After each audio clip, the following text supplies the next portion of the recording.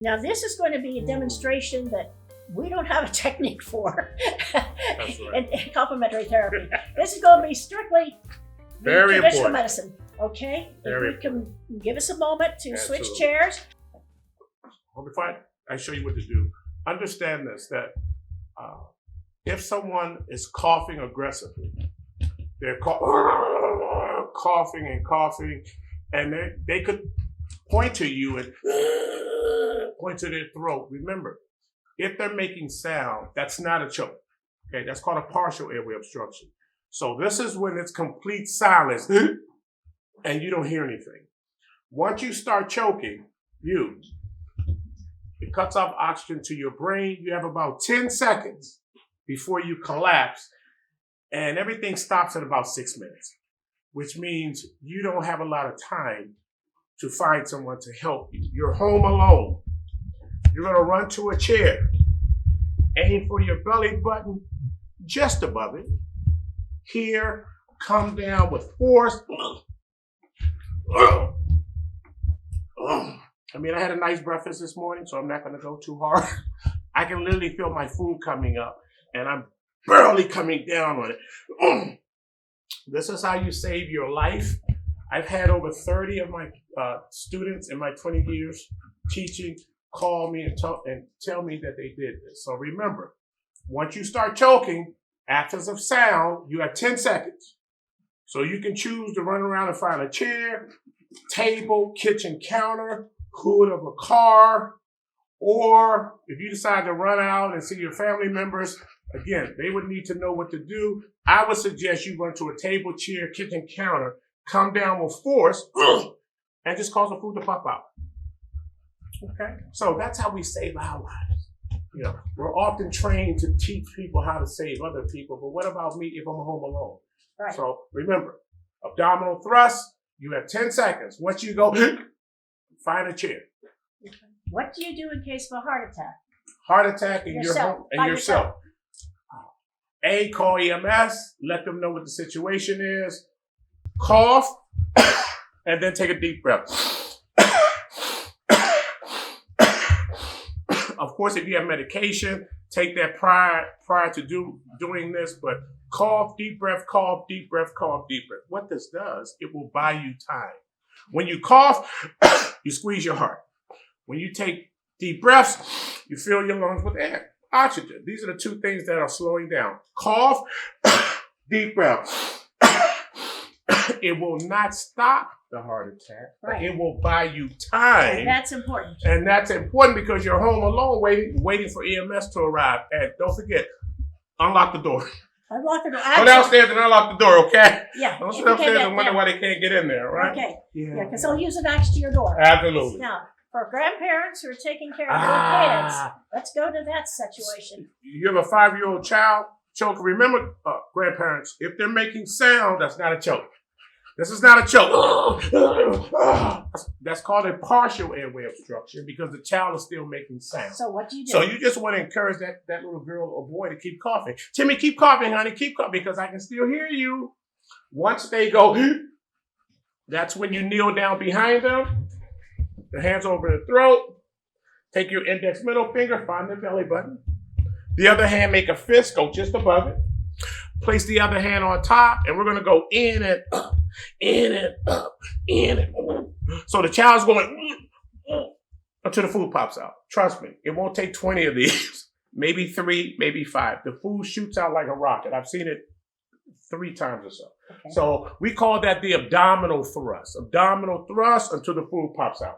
Okay, now what do you do for an adult who's choking besides that? Like in a The restaurant? same thing. It's Same thing. Heimlich maneuver type? Absolutely. And we kind of, the Heimlich / abdominal thrust is the same. It is. So this is 2. The only difference with an adult, you need to get consent from me. I know you see a lot of movies. Oh my God, a man's choking in a restaurant. Let me go run and do the abdominal thrust. 177 lawsuits submitted in this country. Uh-oh. So Good Samaritan laws we're the notwithstanding. most litigious society in the world. I got you. As much as you want to help everyone, and we love helping people. Yeah. But if you're conscious, ma'am, I'm trained in first aid. Can I help you? Okay. I'm not going to just run behind you and start doing this. Okay. So you're going to go to the man at the restaurant. He can hear you. He's just choking. Sir, I'm trained in first aid. Can I help you? He nods his head. You go behind him. Same thing. Double Belly flush. button, fist just above, in and up, in and up. Now, if she's pregnant or obese and you can't get your arms around her or him, go under the armpits. It doesn't matter if you have a large belly. I'm behind you. When I get here at the top, under the armpit, I just slide to the center of the chest. Oh. I place the other hand here, and I go straight back in the chest. It's called a chest thrust versus an abdominal thrust. Please help my wife. She's 7 months pregnant. Sir, it's okay. I was trained by the best. Go under the armpit. I'm just joking. And go straight back, right? It's called a chest thrust. Okay? Yes. Okay, that's good. That's good. Now, what we need to go that somebody's there, they drop you think they might be having, they're non-responsive. So is that okay? At home, or what do you do now? Yes. What do you do? You get they down on the floor? Yes. You get them to lie on their side? Tell me, walk me through Yes. those Well, steps. if someone is non-responsive, right? First of all, if you come across a scene and you see someone lying on the floor, make sure you survey the scene first. You don't know what happened to this man. You get close to him. Whatever happened to him could happen to you. Right. We have a lot of good people who are no longer with us today. Oh my God, there's a child in the middle of the street. They start running to the victim and bam, something happens to them. Always survey. Look for breathing, looking at the chest, looking at the face, absence of life, meaning no breathing. Ma'am, call 911. This man's not responding. Remember, we're often to say, call 911, please call 911. And then when you call, they're going to say, why? And you're going to say, well, there's somebody lying there. Well, right. You know? Well, or the person didn't tell me what the problem is. They just said call 911. So I tell my students, call 911, the victim is not responding. So that's what you need to tell them. You're looking for signs of life, and it really depends. You go straight to the compressions. The great thing now, if you witness someone collapse, you don't have to put your mouth on them. You do what's called hands-only CPR. 30, 40, 100 until you get exhausted. There's really no reason for anyone to walk past someone who you see collapse. You can't use oh my God, I don't want to put my mouth on that man. Don't put your mouth on. Start giving him compressions, hands only, 30, 40. The objective, his heart is now fluttering.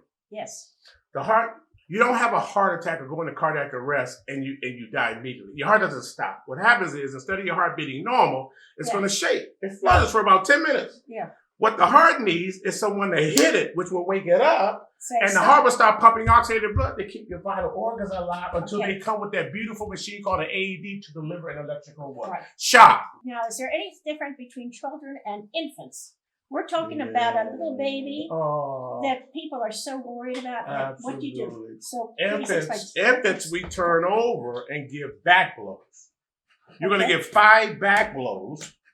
If the food doesn't pop out, you flip her over and give her 5 chest thrusts to the center. With the fingers. Yeah, absolutely. With the fingers. 1, 2.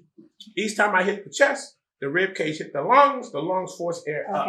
So back blows, chest thrust for infants. Okay? If an infant is non-responsive, then 2 fingers in the center of the breastbone, and we do 30 compressions, and then we give 2 breaths. Oh, you do this. So this is where we have breaths come in. Yes. Infant and children, we want to give air.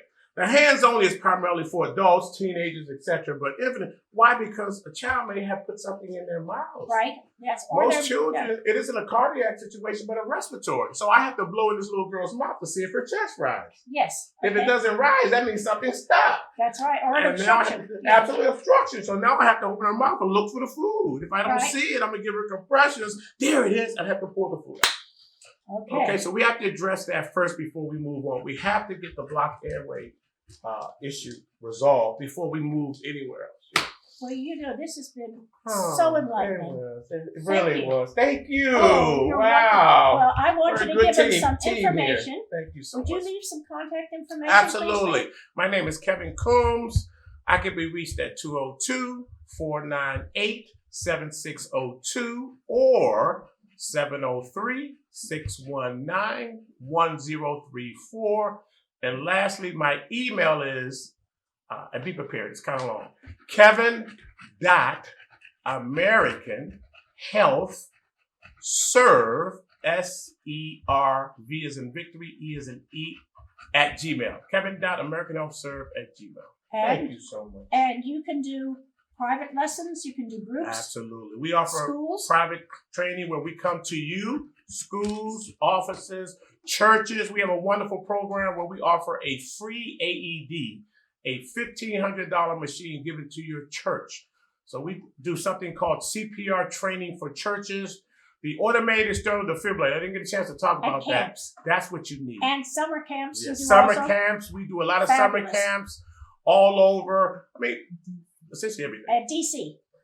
And the Washington, D.C. metropolitan area. In fact, I'm going to be in Virginia Beach in about a month. So we travel the entire state of Virginia, Maryland, and D.C. There's 6 million of us in this area, and we'll come to you. Thank you, Kevin. Thank you. And I hope you'll come again sometime. I will. Thank you for inviting me, Phyllis. This was fantastic. Thank you. Thank you so much for listening today. I hope you learned something new, and maybe you can save a life with what you've learned today. I think that's absolutely wonderful. If you want to know more about me, Grandma Phyllis and Harley, please feel free to look at the description box, and my contact information is there. I look so forward to hearing from you, and thank you. We'll see you again soon. Bye.